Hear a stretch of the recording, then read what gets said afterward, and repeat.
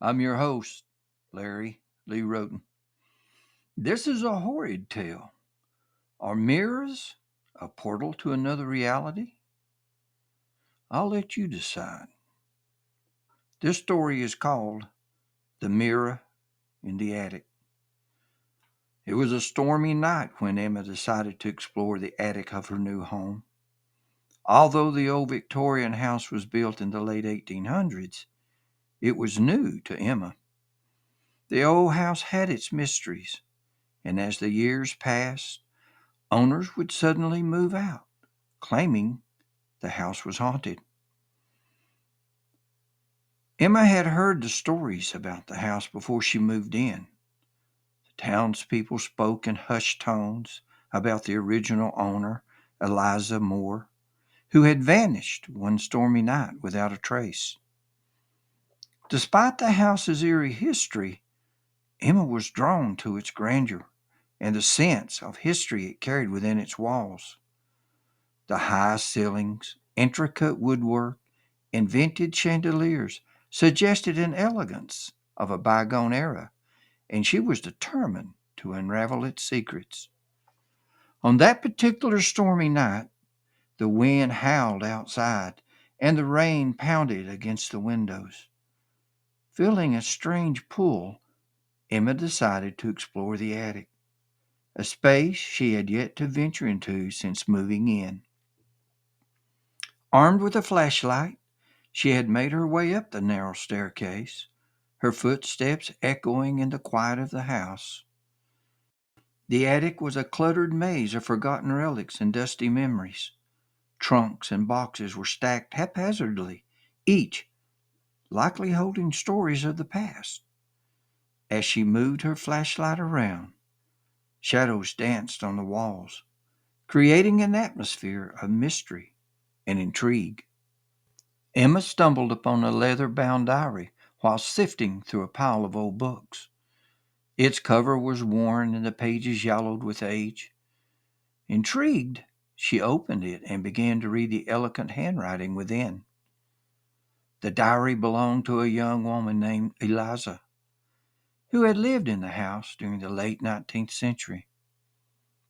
Eliza's entry spoke of strange occurrences in the house, echoing the stories Emma had heard from the locals.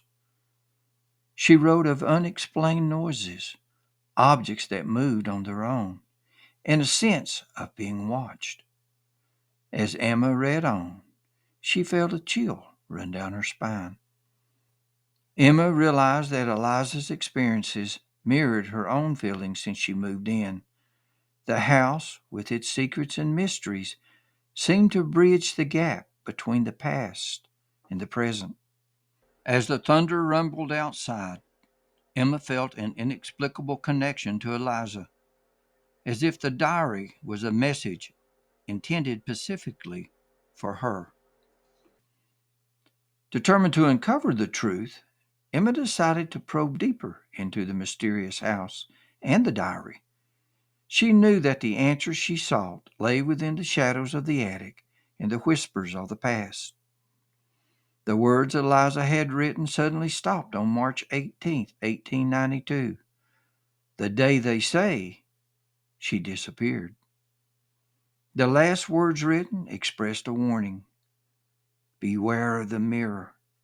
I think it's a portal to a dark and wicked place, a place where evil dwells.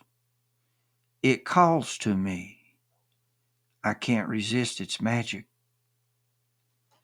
The mysterious attic, filled with dusty treasures and forgotten memories, piqued Emma's curiosity, pushing for her to explore more. The rain's relentless pattering created an unsettling atmosphere as she studied the dimly lit space. Each shadow seemed to shift, as if transforming to something evil.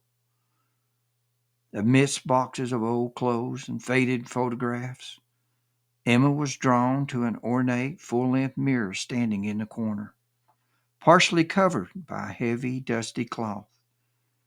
She hesitated, her hand trembling as she stared at the fabric. Should she remove it or not? Finally, She pulled the moth-eaten cloth from the mirror.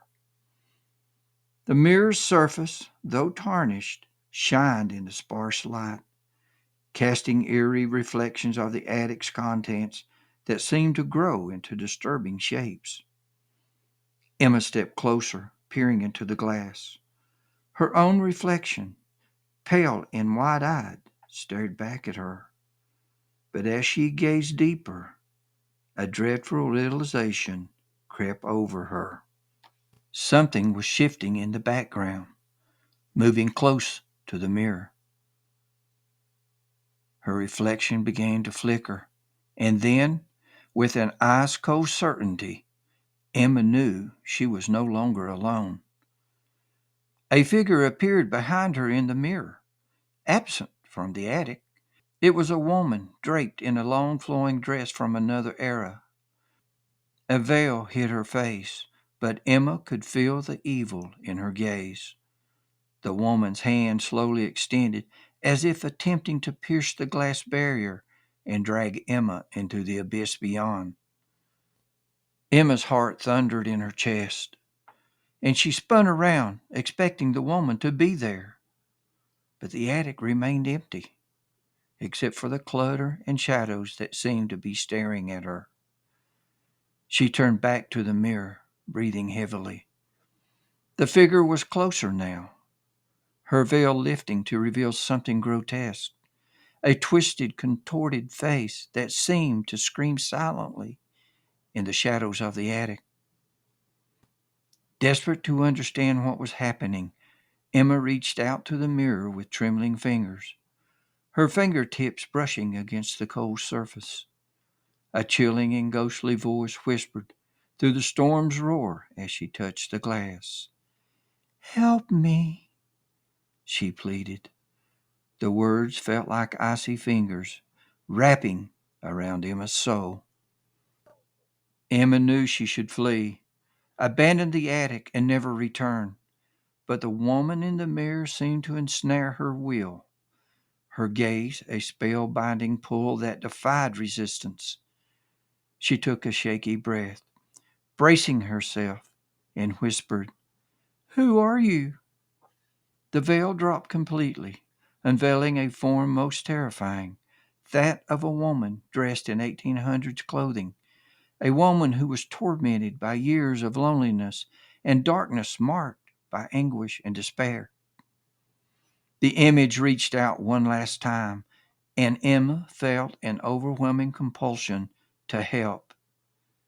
It was a fatal mistake. Lightning flashed and the thunder rumbled across the sky as the rain pelted the window. As Emma touched the mirror, she stared back at the woman who now stood in the attic. "It's okay," she whispered. "One day, some innocent soul will uncover the mirror again, and you can escape as I have done." She smiled. "Maybe it won't be that long this time. I've been stuck in that mirror for over 100 years. Thank you for releasing me." Eliza took the dusty cloth and covered the mirror. Darkness settled around Emma and consumed her world. In the distance, she could hear the screams of other lost souls. Eliza whispered, "I'm finally home." I hope you enjoyed this story. After writing this tale, I decided to cover all my mirrors. It doesn't bother me that much until I shave. Now, I'll walk around the house with pieces of toilet paper stuck to my face to stop the bleeding. Maybe that wasn't such a good idea. Thank you for visiting Scary and Bizarre Short Stories. If you would, please subscribe and give this story a thumbs up. I would appreciate it. As always, thank you for visiting my channel.